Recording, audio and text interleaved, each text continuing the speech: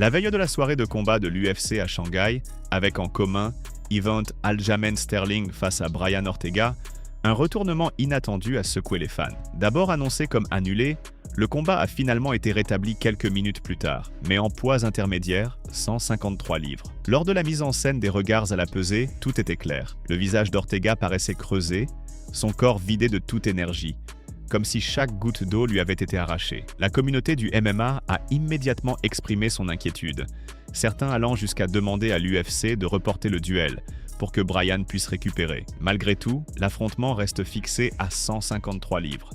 Et sans aucun doute, c'est un véritable rêve pour les amateurs de grappling. Ortega arrive avec l'un des jiu-jitsu les plus raffinés de tout le sport, toujours dangereux dès que le combat s'oriente au sol. En face, Sterling combine un BJJ de haut niveau et une lutte de premier ordre, ce qui en fait un adversaire tout aussi redoutable. Les deux excellents dans les échanges brouillons, capables de saisir une soumission ou une victoire éclair à tout moment. Chacun veut prouver qu'il est le meilleur technicien une fois la porte de la cage refermée. L'essentiel était que les signaux inquiétants montrés par Ortega la veille ne se reproduisent pas dans l'octogone. Voyons maintenant comment cet affrontement est perçu par l'ancien adversaire de Brian.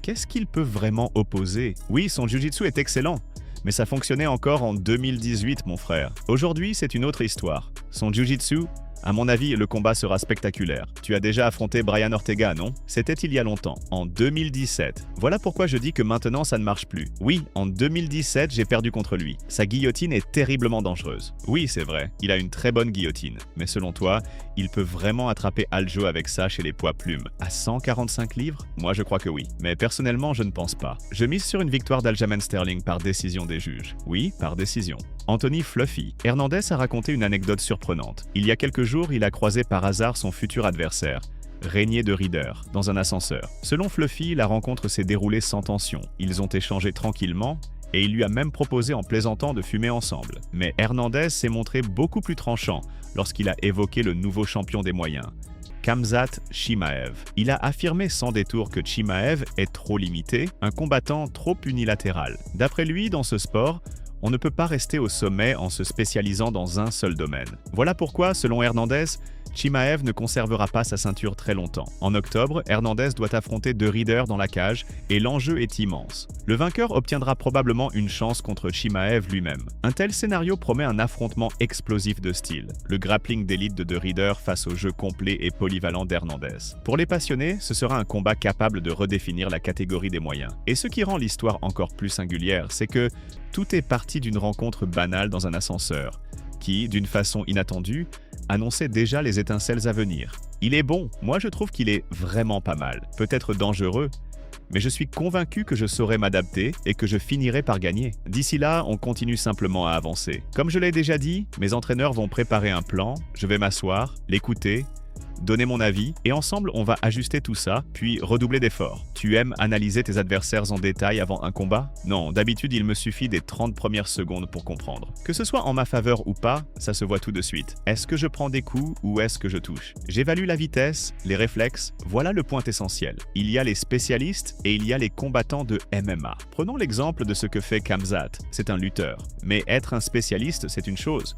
Être un vrai combattant de MMA, c'en est une autre. La nouvelle génération qui arrive maintenant, ce sont des combattants de MMA. Et nous allons prouver que c'est un tout autre niveau. Contre nous, on ne peut pas être limité à une seule dimension. Et tu as croisé De Rieder quand tu étais à Chicago? Oui, on a discuté dans l'ascenseur.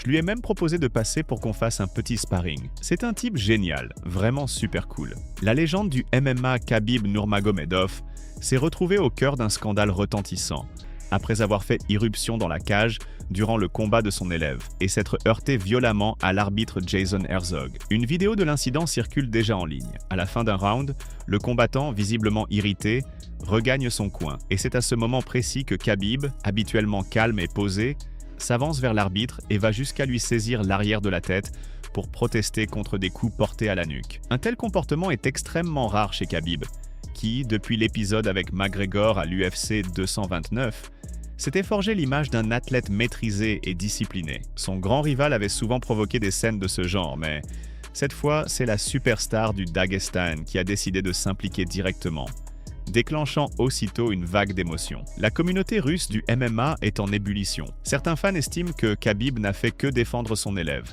tandis que d'autres pensent qu'il a franchi les limites du comportement acceptable et s'est emporté à tort. De son côté, Nurmagomedov n'a pour l'instant formulé aucun commentaire public, laissant place aux spéculations, aux critiques et à des débats passionnés. La date du retour d'Ilia Topuria est enfin connue, et c'est un véritable séisme pour la catégorie des légers. La nouvelle a d'abord été révélée par Arman Tsarukyan, présent à Chicago dans le coin de Khamzat Chimaev, lors de l'UFC 319. Selon lui, Topuria ne défendra pas son titre avant janvier ou février 2026. Cela laisse la porte ouverte à un combat mérité d'ici la fin de cette année, et Tsarukyan est convaincu qu'il est le prétendant le plus légitime. Rappelons que son retrait tardif de l'UFC 311 en janvier a permis à Justin Gaethje et Paddy Pimblett de se glisser dans la discussion pour le titre. Pimblett s'est particulièrement fait remarquer en se retrouvant face à face avec Topuria lors de l'UFC 317. Pourtant, supporters et spécialistes estiment que The Baddy doit d'abord prouver sa valeur contre un adversaire du top 5. Les récentes déclarations d'Arman laissent entendre que l'UFC prend cela au sérieux. Dans un entretien accordé à Adam Zubairaev, Tsarukyan a expliqué qu'en raison du retour différé de Topuria et de sa propre inactivité, il espère combattre en octobre ou novembre.